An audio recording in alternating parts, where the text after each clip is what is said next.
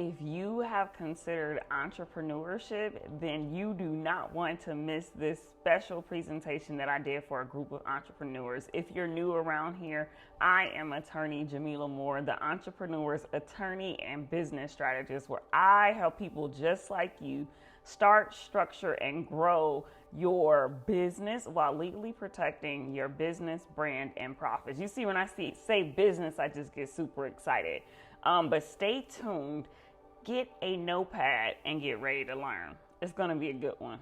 I am in a room full of faith-filled, soon-to-be millionaires.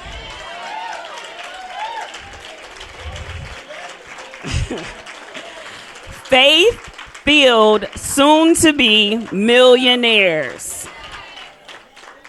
I believe it so much that I call myself the millionaire maker. And you heard PDE say before, I'm asking God this year to give me, make this my first million. I'm like, PD, you don't have to pray that. You don't have to pray that. I'm here.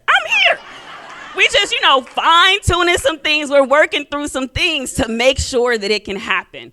And so some of you may have seen me around. Apparently the braids are throwing people off. But I am attorney Jamila Moore. I am More Consulting, doing business as I Am and More, where I help people start and grow their businesses with the right foundation so that it can be established to actually go out and make and keep their millions.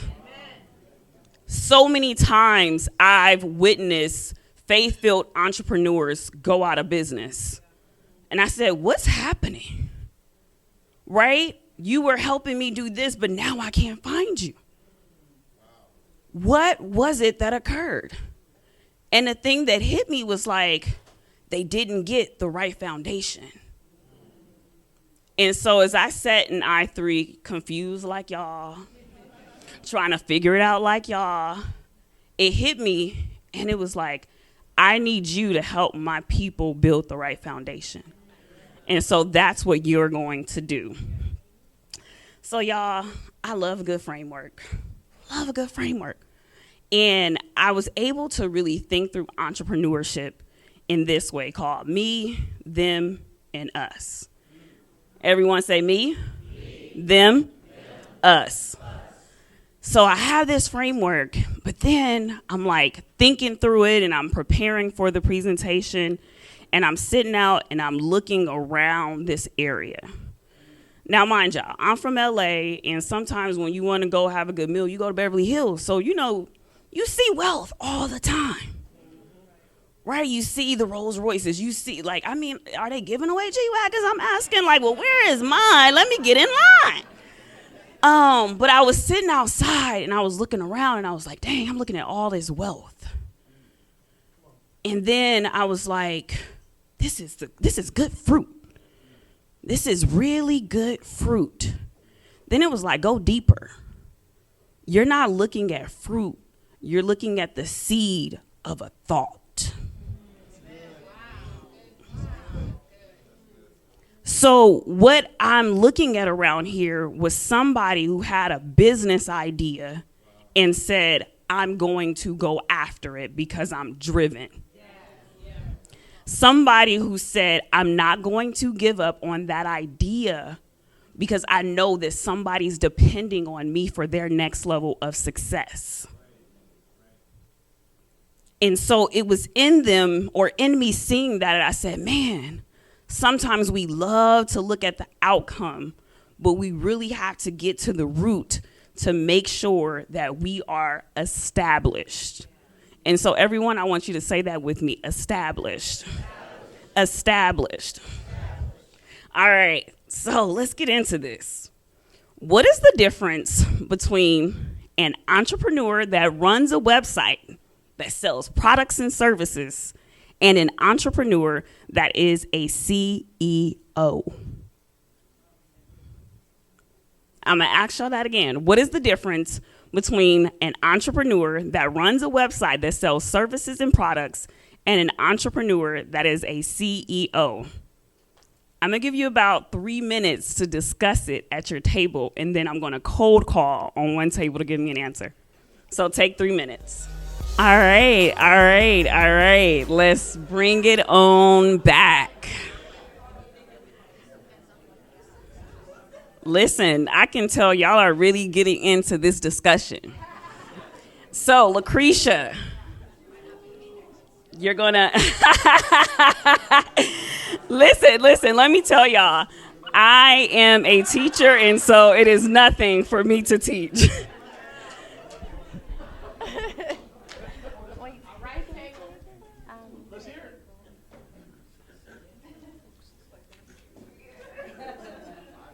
Okay. A CEO focuses more on people, and the entrepreneur that runs the website focuses more on products. And we also said what a CEO is more thought-driven, and the entrepreneur is more so work-driven. All right, everyone say thank you, Lucretia. Margot, it's on you.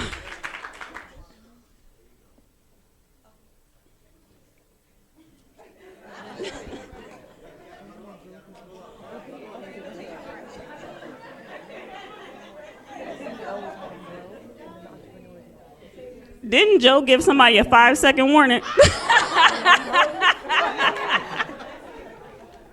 Okay, so we said like the CEO can focus more on like the growth aspect of the business, so thinking of all of the different hats versus the entrepreneur that just runs a website and sells the services. It's a little bit more fixed and focused just on, okay, what is the website doing? How are the products doing versus what the CEO can actually think of. All right, everyone say thank you, Margot. And then I've deemed this woman the 90 million. Well, she was 80 million, the $80 million woman last night, and now she's the $90 million woman this morning. Shannon, share out our last answer. I know I tried to give you a warning. It's all good. I know. I was seeing that. I was thinking, is she gonna call me? We threw around a few ideas. Number one, so I'm a CEO of one of the nonprofit. However, I'm very much hands-on and being the control freak, but it is my job to oversee. So I'm very involved, even though I'm very involved with my team, verifying and delegating. But then when you look at the difference between an entrepreneur that runs the website and sells services, but they're in charge of what they're doing as well. So I almost wondered if it was a trick question because there might not be any difference because the responsibilities fall the same depending on which hat you're wearing because the responsibility is there and there's ownership in all of it. Because sometimes even though I am a CEO and own, but you might hire a CEO so you don't own, but you're still in charge of your responsibility. So I almost think that they're the same. I don't know. That's everyone say thank you, $90 million woman. And I received that. Thank you very much. That's awesome. So it wasn't a trick question, but it does address a pitfall that I see with new entrepreneurs. Most new entrepreneurs focus on releasing their website and then having their products and services available for people to purchase. But raise your hand if you've ever worked for a company, nonprofit, or anything like that. Right, we all have. Now let's switch and go to the CEO. The CEO has long-term vision and understands the intricate different parts that it takes to actually make the business run. And so each year the CEO, or each quarter the CEO is checking to see, all right, what are our goals? What are we doing? What is our legal department doing? What is our financial department doing? What is our marketing department doing? What is our public relations department doing? What is our operations department doing? And so if we're not thinking globally about our businesses, then we have a mindset of an entrepreneur that's here to give you a product or a service rather than a CEO. And so today I've come to activate the CEOs. And so as we're thinking through this, I came up with some questions. And some of them are some tricks, Shannon. Some of them are tricks. But I wanted us to kind of think through, where are the pitfalls that happen with entrepreneurship? And how can we avoid them to make sure that we show up as CEOs and we protect all of the profits that we're going to get? If you're ready, say, I am. All right, so I know some of y'all have been in business for a while. You got your LLCs. Everything's good. You're ready to go. But maybe, just maybe, you might learn something new here today. All right, so here's our first one. An LLC is the easiest business structure to operate when providing services and products to the masses. An LLC is the easiest business structure to operate when providing services and products to the masses. Is this true or is this false? Y'all looking confused. Okay, I see a raised hand from Trayvon. Can we get the mic to Trayvon?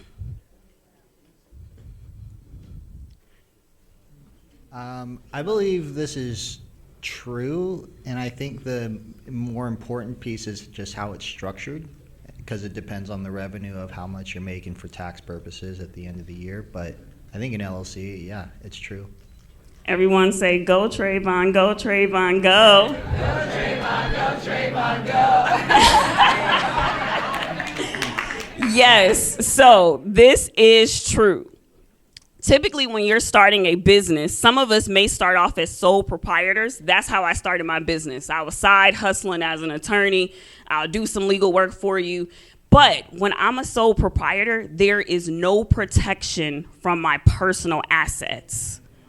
That means if something were to go wrong in the business and one of my customers or clients wanted to sue me, they can come for all of my millions. Whereas with the LLC, now I have protection from my money. So my money is protected. And then it's the same thing with a B Corp, S Corp, C Corp. Here is where it gets tricky. The reason why the LLC is the easiest is because all you need is an operating agreement, and you can kind of do what you want a little bit. But once you get into that corporation stage, oh, they checking for you. Dotted I's and crossed T's. And you have to pay a lot more money to keep those things together. And I just want to address one thing that I've seen out in the media a lot. I'm like, oh, if they say start an S Corp one more time, I'm going to just scream. And yes, it is a good entity structure to have to help you save taxes, but it is only helpful once you are making enough money. Other than that, you are paying too much to keep yourself in the S Corp status than what you're making. And so you can start with an LLC and then elect. Everyone say elect. Elect to be taxed as an S Corp. Now, I'm not y'all attorney. I'm not y'all tax accountant. But I just want to make sure that you're set up so that you are what? And established. So I want to make sure you're protected and established. All right, here's the next trick question. Once a business obtains their employee identification number and works with an accountant, the business is set to ensure its financial success. Ooh, okay, so somebody tell me why. Nobody wants to tell me why, huh? Dr. Crystal?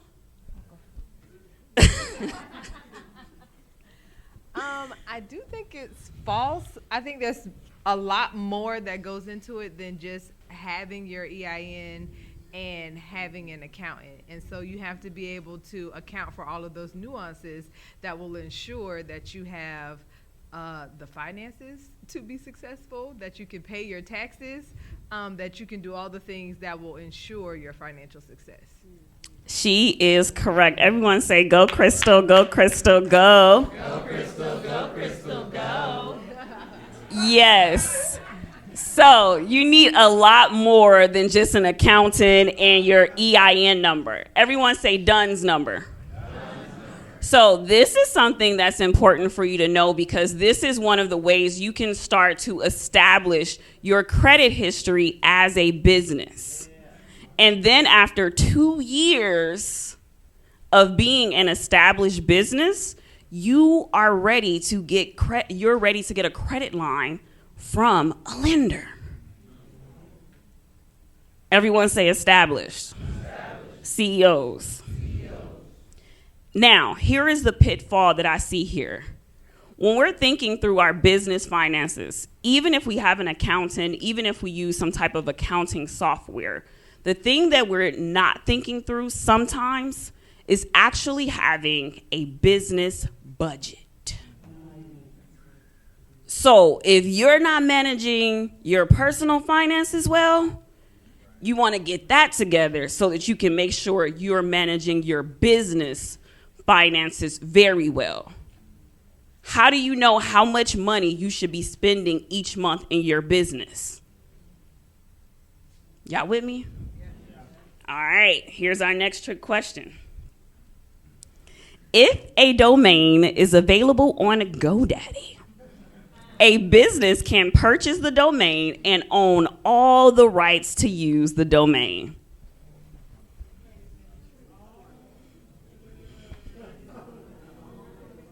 I'm going to read it for y'all again.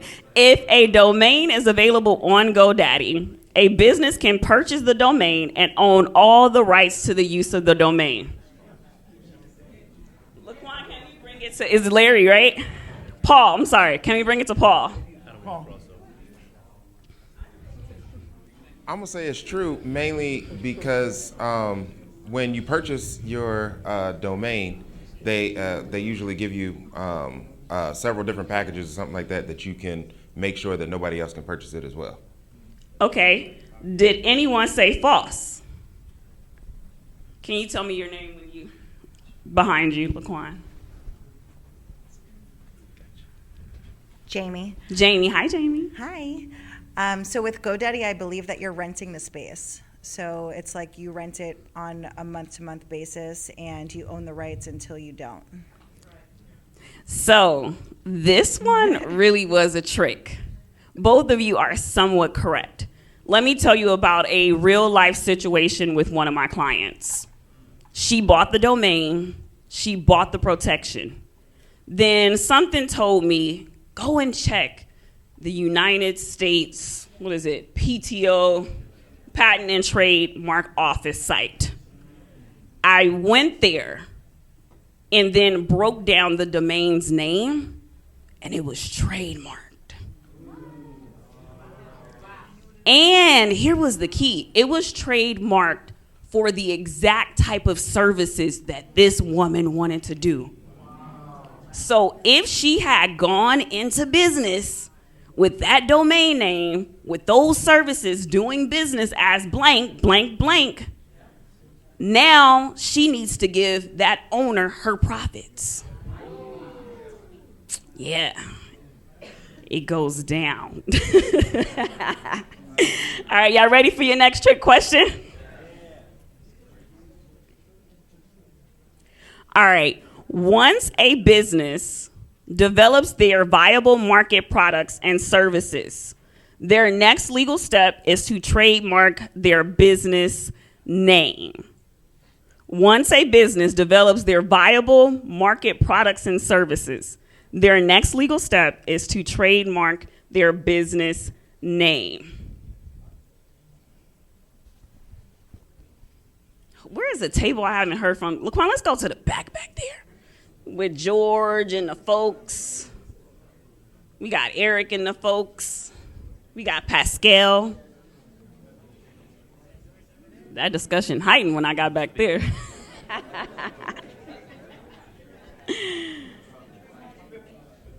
Well, okay. Once a business, George, they still trying to help you out. I don't know. I think they bail out on me. They bail out on me. So, anyway, I would, I would think so. I would think that once the business is up and running, I mean, I would have. My opinion would be to the next legal step would be to do that. Okay. Is there a raised hand that wants to argue against what George is asserting? Y'all know I'm an attorney, so we got to have a little debate here. Is there anybody that wants to debate what George just said? Okay, yes. I would think you would do that before you develop the business to make sure, before you said once you develop the viable market products and services, I would think that you would trademark before you got to that step. To make sure you're going to be protected. All right, let's look at the question. So this is why attorneys are really good. So once a business develops their viable markets, products, and services, so now we're talking about after, right? And so even if you're done it before, we're talking about what's the next legal step after. And here's the pitfall that I see. Most of us go and we make sure we have our trademark set up, and then we might even go to LegalZoom and pull some templates for our privacy policy, for our terms and conditions. But who's making sure that for our specific business that we have the right policies and disclaimers in place so that they don't take your money from you? I have this thing that I say. When you operate a business without an attorney, it is like driving a car without insurance. You hope that you will not get into an accident. But if you do, without insurance, that's it. Right? So, rule of thumb, this is what my contracts teacher taught me. She said, Miss Moore, pay us now or pay us later. Either way, you're going to pay us. But you definitely want to make sure that even if you're using templates, that you understand the language in the template. You need to know exactly what your risks and liabilities are, because this is your business insurance in a sense. All right, y'all ready for the next trick? All right.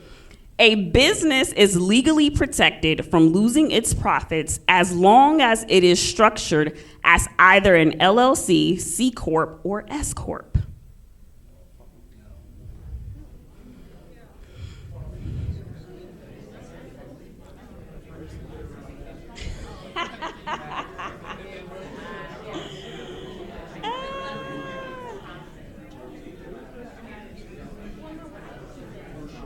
Laquan, can we take that back there to Eric's table in the back?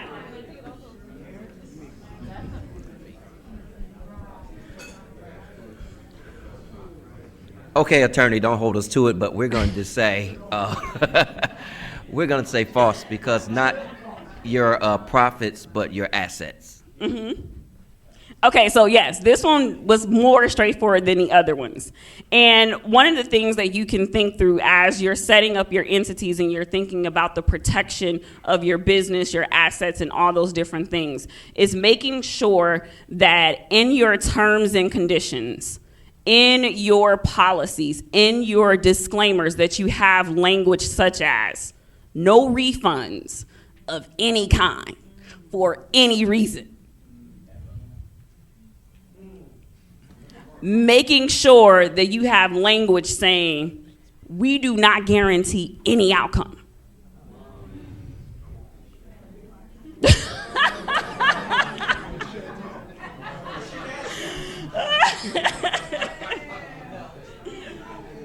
And depending on what type of business you're operating, you want to make sure that you have a non-disclosure agreement in place.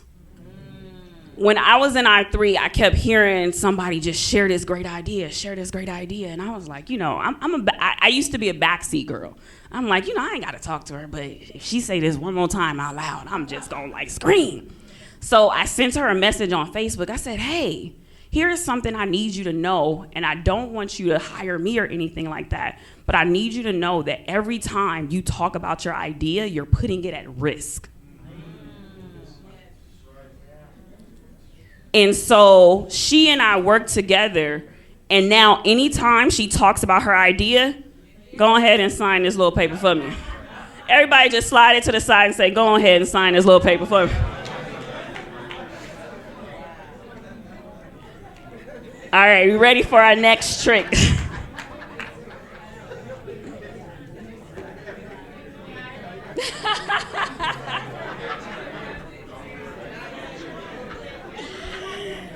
Okay, a business will be in need of an accountant once it begins to turn a profit. A business will be in need of an accountant once it begins to turn a profit. Somebody they said, I got the answer. Absolutely false.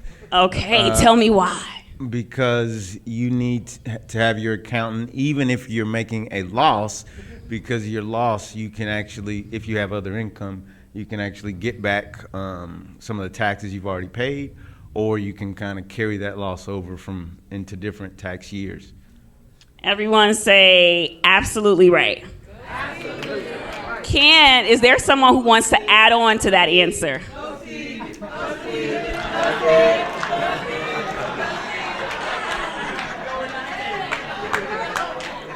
I'm gonna let y'all have that, I'm gonna let y'all have that, but only for 5 seconds, okay? But here's the other thing I want you to think about. It's partially right, but when you are starting a business, the moment you spend money, you need an accountant. Because you need to know how to classify the money that you're spending and the money that you're earning. And so how many of y'all have kept y'all receipts since y'all been here? So how do you know how to classify that in your books from an accounting perspective? Come on, CEO. No, but that's really, really, really important, because even if you don't have an entity structure, it does not mean that you cannot write off what you spent here. In 2018, I went and took the guy. I was like, "Hey, here go all my receipts." I didn't have an LLC yet, but I had Jamila Moore, attorney at law. I'm keeping everything documented, and I'm keeping it for 5 years in case the IRS think they're going to roll up on your girl. Say, not happening here. All right, this is the last one. Y'all ready for it? Somebody caught it. Are y'all ready for it? All right. The most skipped step by new business owners is not securing business insurance.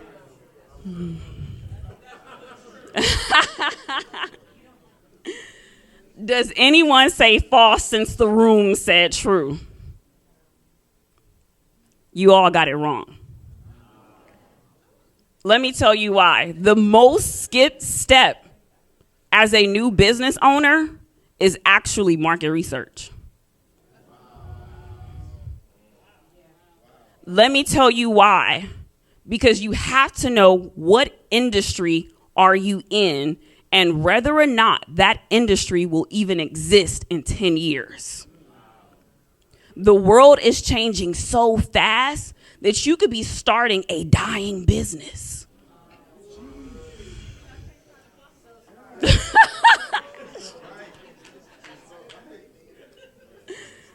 Right? And so after you know your industry, you have to know whether or not there is a market. Are there ready buyers? Then what market segment are you going to own? Then we all know the riches is in the what? The riches is in the what? But just make sure your niche didn't die.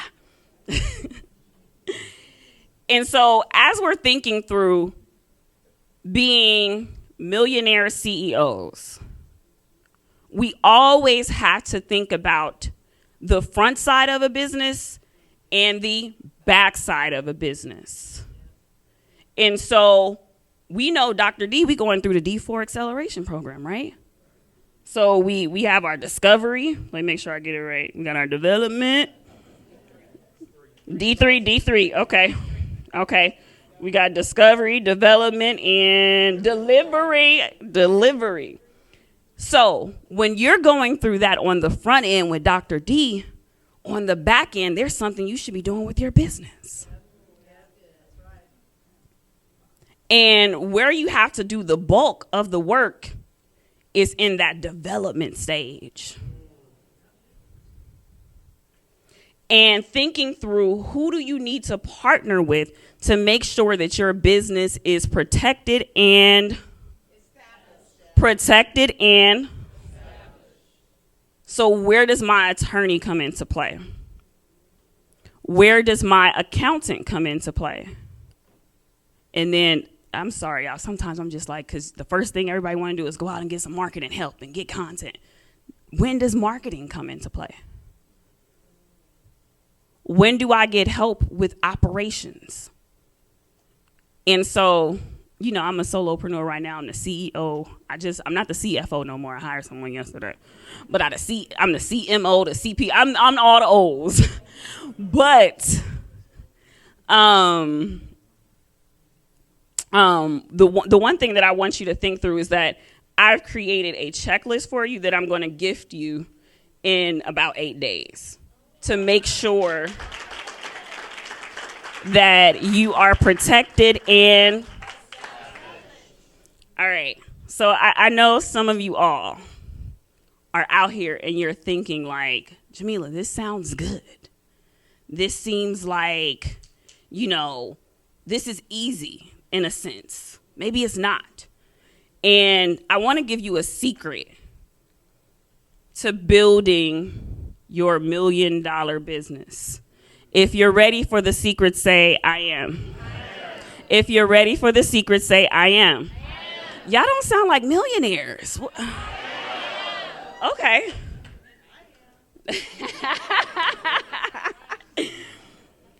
So as I think through this, it does not matter if you implement everything that you learn in I3. It does not matter if you implement everything you will learn from the business checklist that I'm going to give you. If you do not go out and claim it.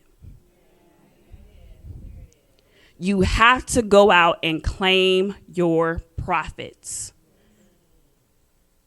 C stands for commit. C stands for? Commitment. No, what? I mean, are y'all going to be millionaires? I don't. Okay, thank you, Dr. Casey. C stands for? Commit to your vision and convince yourself that it will happen.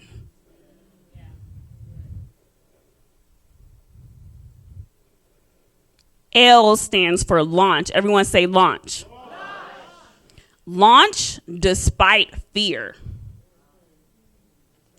Exercise courage until you have the confidence. This is what I was saying earlier. I was like, were we sharing notes or something? Like, what happened over here? A, everyone say always. Always chase more knowledge, more data, and more opportunities to test. I was talking with a group of millionaires last night, and I was telling them sometimes we take our offers too personal. Like, it's not personal, it's testing. And so as a business owner, what I need is the tenacity to test. As a business owner, what I need is to be comfortable with being rejected because that gets me to a yes. I stands for intentionality. I stands for? Intentionally push yourself out of your comfort zone. Intentionally push yourself out of your comfort zone. Your comfort zone will not yield you the results that you need. Your comfort zone will not get you in front of new potential customers.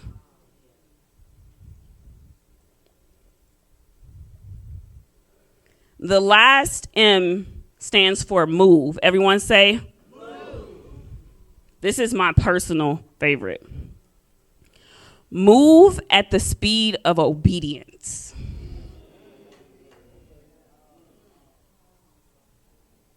Success loves speed, but it's God that gives you speed. Can I tell y'all a little story for like 2 minutes? So about 5-6 years ago, I heard somebody tell this person, like, you just fasted for 40 days. God is about to give you everything that, you asked for. I was like, word? God out here giving people everything they asked for? I was like, bet. The next week, I went on my 40-day fast, right? And I was like, you know what, God, you know how committed I am. I'm going to do it 2 times a year. So that August of 2017, I'm looking and I'm like, hold on, God. That's my second 40 day. I ain't got nothing. Nothing. But I was starting to change internally and to become the Jamila I was always destined to be.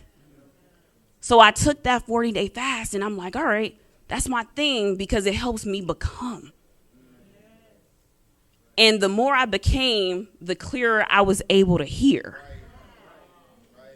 So now I'm moving at the speed of obedience. So that's about 5 years. So I heard that on November 13th, 2016. September 2021, God, I'm launching this business. Come on. Guide me, lead me, direct me. In October, I get this crazy idea to go talk to PD about something. I'm like, oh, why I got to go talk? God, I ain't got to talk. So I said, all right, if I have to talk, then give me the words, please. Help a sister out. On November 13th, 2021, I went and spoke to PD. 5 years to the date. What's today's date, y'all? What's the time span between November 13th and August 13th?